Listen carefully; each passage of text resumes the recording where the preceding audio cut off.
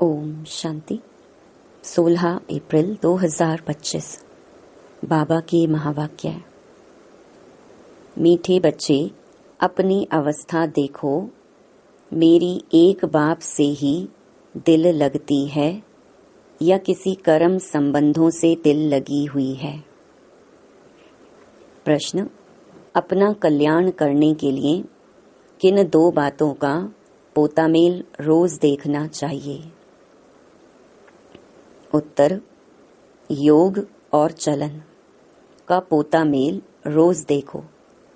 Check करो कोई disservice तो नहीं की। सदैव अपनी दिल से पूछो, हम कितना बाप को याद करते हैं। अपना समय किस प्रकार सफल करते हैं। दूसरों को तो नहीं देखते हैं। किसी के नाम रूप से दिल तो नहीं लगी हुई है। गीत, मुखड़ा देख ले प्राणी जरा दर्पण में। ओम शांति। यह किसने कहा? बेहद के बाप ने कहा, हे आत्माएं। प्राणी माना आत्मा। कहते हैं ना, आत्मा निकल गई यानी प्राण निकल गए। अब बाप सम्मुख बैठ समझाते हैं, हे आत्माएं, याद करो, सिर्फ इस जन्म को नहीं देखना है, परंतु जब से तुम तमो प्रधान बने हो तो सीढ़ी नीचे उतरते पतित बने हो तो जरूर पाप किए होंगे। अब समझ की बात है, कितना जन्म जन्मांतर का पाप सिर पर रहा हुआ है, यह कैसे पता पड़े? अपने को देखना है, हमारा योग कितना लगता है। बाप के साथ जितना योग अच्छा लगेगा उतना विकर्म विनाश होंगे। बाबा ने कहा है, मेरे को याद करो तो गारंटी है तुम्हारे विकर्म विनाश होंगे। अपनी दिल अंदर हरेक देखे हमारा बाप के साथ कितना योग रहता है। जितना हम योग लगाएंगे पवित्र बनेंगे, पाप कटते जाएंगे, योग बढ़ता जाएगा। पवित्र नहीं बनेंगे तो योग भी लगेगा नहीं। ऐसे भी कई हैं जो सारे दिन में 15 मिनट भी याद में नहीं रहते हैं।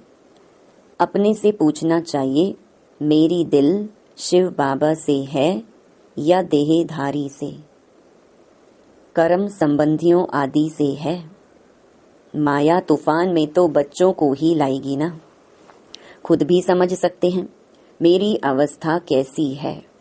शिव बाबा से दिल लगती है या कोई देहधारी से है, कर्म संबंधियों आदि से है, तो समझना चाहिए हमारे विकर्म बहुत हैं जो माया खड्डे में डाल देती है। स्टूडेंट अंदर में समझ सकते हैं हम पास होंगे या नहीं, अच्छी रीति पढ़ते हैं या नहीं। नंबर वार तो होते हैं ना।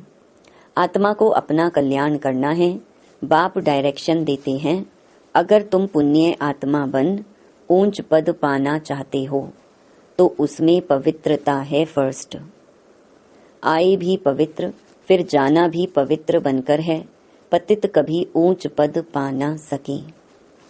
सदैव अपनी दिल से पूछना चाहिए, हम कितना बाप को याद करते हैं, हम क्या करते हैं। यह तो जरूर है पिछाड़ी में बैठे हुए स्टूडेंट की दिल खाती है। पुरुषार्थ करते हैं ऊंच पद पाने के लिए, परंतु चलन भी चाहिए ना। बाप को याद कर अपने सिर से पापों का बोझा उतारना है। पापों का बोझा सिवाय याद के हम उतार ही नहीं सकते। तो कितना बाप के साथ योग होना चाहिए। ऊंच ते ऊंच बाप आकर कहते हैं, मुझ बाप को याद करो तो विकर्म विनाश होंगे। टाइम नजदीक आता जाता है, शरीर पर भरोसा नहीं है। अचानक ही कैसे कैसे एक्सीडेंट हो जाते हैं। अकाले मृत्यु की तो फुल सीजन है। तो हर एक को अपनी जांच कर अपना कल्याण करना है। सारे दिन का पोतामेल देखना चाहिए, योग और चलन का। हमने सारे दिन में कितने पाप किए। मनसा वाचा में पहले आते हैं, फिर कर्मणा में आते हैं। अब बच्चों को राइटियस बुद्धि मिली है कि हमको अच्छे काम करने हैं, किसको धोखा तो नहीं दिया, फालतू झूठ तो नहीं बोला, डिससर्विस तो नहीं की। कोई किसी के नाम रूप में फंसते हैं तो यज्ञ पिता की निंदा कराते हैं। बाप कहते हैं किसको भी दुख ना दो, एक बाप की याद में रहो। यह बहुत जबरदस्त फिकरात मिली हुई है। अगर हम याद में नहीं रह सकते हैं तो क्या गति होगी। इस समय गफलत में रहेंगे तो पिछाड़ी को बहुत पछताना पड़ेगा।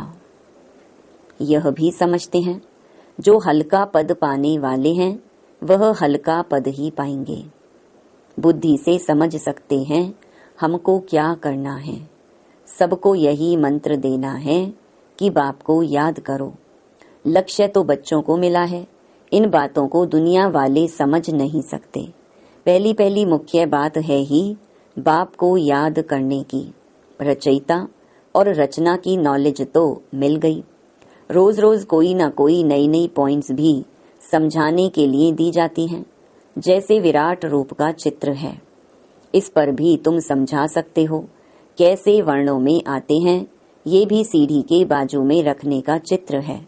सारा दिन बुद्धि में यही चिंतन रहे कि कैसे किसको समझाऊं।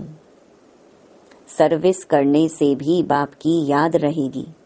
बाप की याद से ही विकर्म विनाश होंगे। अपना भी कल्याण करना है। बाप ने समझाया है तुम्हारे पर 63 जन्मों के पाप हैं। पाप करते करते सतो प्रधान से तमो प्रधान बन पड़े हो। अब मेरा बनकर फिर कोई पाप कर्म नहीं करो। झूठ, शैतानी, घर फिटाना, सुनी सुनाई बातों पर विश्वास करना, यह धूतीपना बड़ा नुकसानकारक है। बाप से योग ही तोड़ा देता है तो कितना पाप हो गया।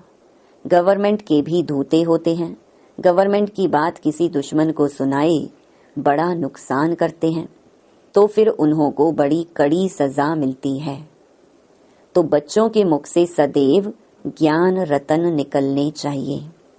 उल्टा सुल्टा समाचार भी एक दो से पूछना नहीं चाहिए। ज्ञान की बातें ही करनी चाहिए। तुम कैसे बाप से योग लगाते हो, कैसे किसको समझाते हो, सारा दिन यही ख्याल रहे। चित्रों के आगे जाकर बैठ जाना चाहिए। तुम्हारी बुद्धि में तो नॉलेज है ना। भक्ति मार्ग में तो अनेक प्रकार के चित्रों को पूजते रहते हैं, जानते कुछ भी नहीं। ब्लाइंड फेथ, आइडल वर्शिप, मूर्ति पूजा, इन बातों में भारत मशहूर है। अभी तुम यह बातें समझाने में कितनी मेहनत करते हो। प्रदर्शनी में कितने मनुष्य आते हैं, भिन्न भिन्न प्रकार के होते हैं। कोई तो समझते हैं यह देखने समझने योग्य है, देख लेंगे, फिर सेंटर पर कभी नहीं जाते। दिन प्रतिदिन दुनिया की हालत भी खराब होती जाती है। झगड़े बहुत हैं। विलायत में क्या क्या हो रहा है बात मत पूछो। कितने मनुष्य मरते हैं। तमो प्रधान दुनिया है ना। भल कहते हैं बॉम्ब्स नहीं बनाने चाहिए, परंतु वह कहते तुम्हारे पास ढेर रखे हैं तो फिर हम क्यों ना बनाएं, नहीं तो गुलाम होकर रहना पड़े। जो कुछ मत निकलती हैं विनाश के लिए, विनाश तो होना ही है। कहते हैं शंकर प्रेरक है, परंतु इसमें प्रेरणा आदि की तो बात नहीं। हम तो ड्रामा पर खड़े हैं। माया बड़ी तेज है, हमारे बच्चों को भी विकारों में गिरा देती है। कितना समझाया जाता है कि देह के साथ प्रीत मत रखो, नाम रूप में मत फंसो, परंतु माया भी तमो प्रधान ऐसी है, देह में फंसा देती है। एकदम नाक से पकड़ लेती है, पता नहीं पड़ता है। बाप कितना समझाते हैं श्रीमत पर चलो, परंतु चलते नहीं। रावण की मत झट बुद्धि में आ जाती है। रावण जेल से छोड़ता नहीं। बाप कहते हैं अपने को आत्मा समझो, बाप को याद करो, बस अब तो हम गए। आधा कल्प के रोग से हम छूटते हैं, वहां तो है ही निरोगी काया। यहाँ तो कितने रोगी हैं। यह रौरव नरक है ना। भल वो लोग गरुड़ पुराण पढ़ते हैं, परंतु पढ़ने अथवा सुनने वालों को समझ कुछ भी नहीं है। बाबा खुद कहते हैं, आगे भक्ति का कितना नशा था, भक्ति से भगवान मिलेगा ये सुनकर खुश हो भक्ति करते रहते थे। पतित बनते हैं तब तो पुकारते हैं, हे पतित पावन आओ। भक्ति करते हो ये तो अच्छा है, फिर भगवान को याद क्यों करते? समझते हैं भगवान आकर भक्ति का फल देंगे।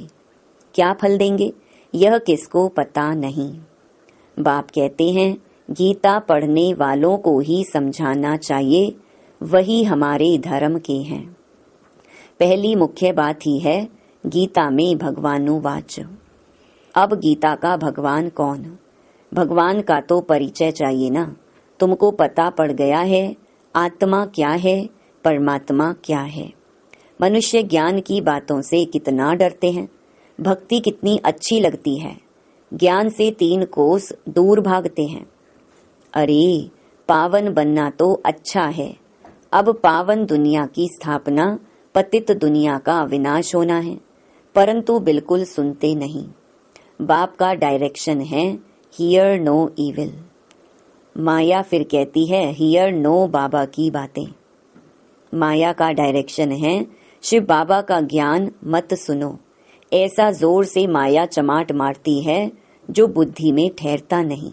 बाप को याद कर ही नहीं सकते, मित्र संबंधी देहधारी याद आ जाते हैं, बाबा की आज्ञा नहीं मानते। बाप कहते हैं मामेकम याद करो और फिर ना फरमान बरदार बन कहते हैं हमको फलाने की याद आती है। याद आएगी तो गिर पड़ेंगे। इन बातों से तो नफरत आनी चाहिए। यह बिल्कुल ही छी दुनिया है। हमारे लिए तो नया स्वर्ग स्थापन हो रहा है। तुम बच्चों को बाप का और सृष्टि चक्र का परिचय मिला है तो उस पढ़ाई में ही लग जाना चाहिए। बाप कहते हैं अपने अंदर को देखो। नारद का भी मिसाल है ना, तो बाप भी कहते हैं अपने को देखो। हम बाप को याद करते हैं, याद से ही पाप भस्म होंगे। कोई भी हालत में याद शिव बाबा को करना है और कोई से लव नहीं रखना है। अंत में शिव बाबा की याद हो तब प्राण तन से निकले। शिव बाबा की याद हो और स्वदर्शन चक्र का ज्ञान हो। स्वदर्शन चक्रधारी कौन है ये भी किसको पता थोड़े ही है।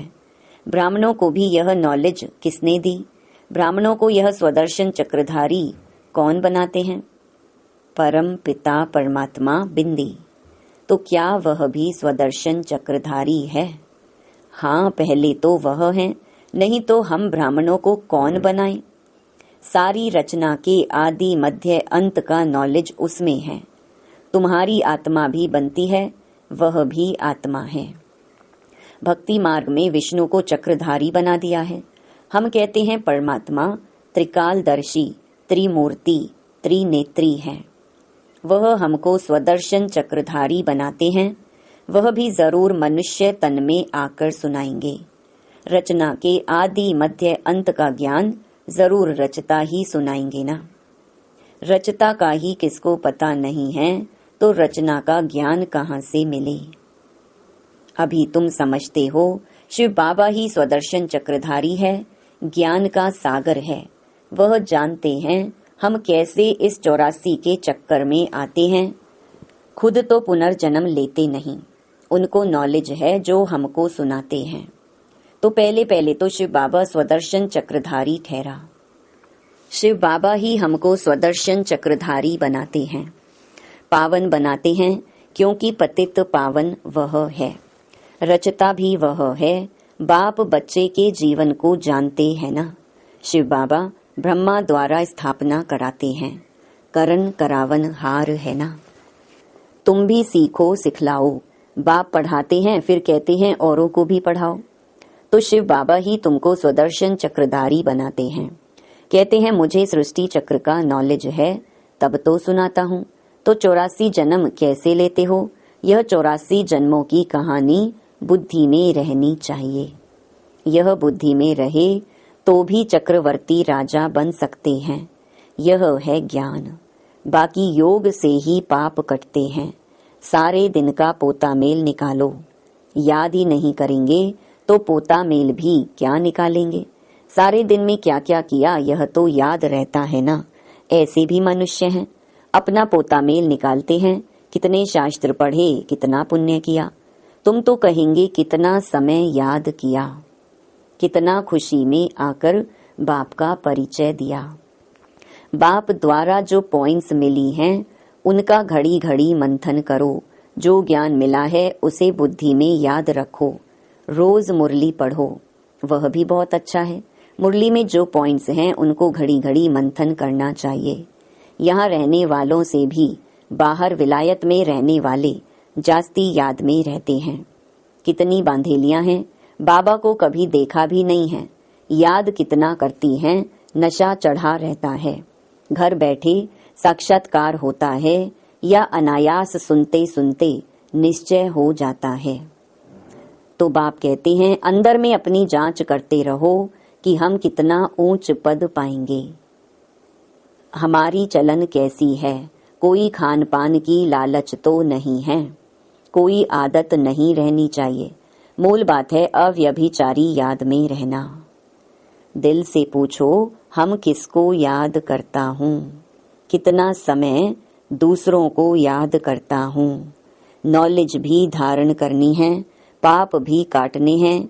कोई कोई ने ऐसे पाप किए हैं जो बात मत पूछो। भगवान कहते हैं यह करो, परंतु कह देते हैं परवश हैं, अर्थात माया के वश हैं। अच्छा, माया के वश ही रहो। तुम्हें या तो श्रीमत पर चलना है या तो अपनी मत पर।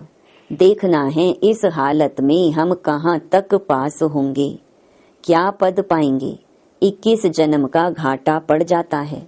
जब कर्मातीत अवस्था हो जाएगी तो फिर देह अभिमान का नाम नहीं रहेगा। इसलिए कहा जाता है देही अभिमानी बनो। अच्छा, मीठे मीठे सिकिलधे बच्चों प्रति मात पिता बाप दादा का याद प्यार और गुड मॉर्निंग। रूहानी बाप की रूहानी बच्चों को नमस्ते। धारणा के लिए मुख्य सार। पहला, कोई भी कर्तव्य ऐसा नहीं करना है जिससे यज्ञ पिता की निंदा हो। बाप द्वारा जो राइटियस बुद्धि मिली है उस बुद्धि से अच्छे कर्म करने हैं, किसी को भी दुख नहीं देना है। दूसरा, एक दो से उल्टा सुल्टा समाचार नहीं पूछना है, आपस में ज्ञान की ही बातें करनी है। झूठ, शैतानी, घर फिटाने वाली बातें यह सब छोड़ मुख से सदैव रतन निकालने हैं। ईविल बातें न सुननी है न सुनानी है।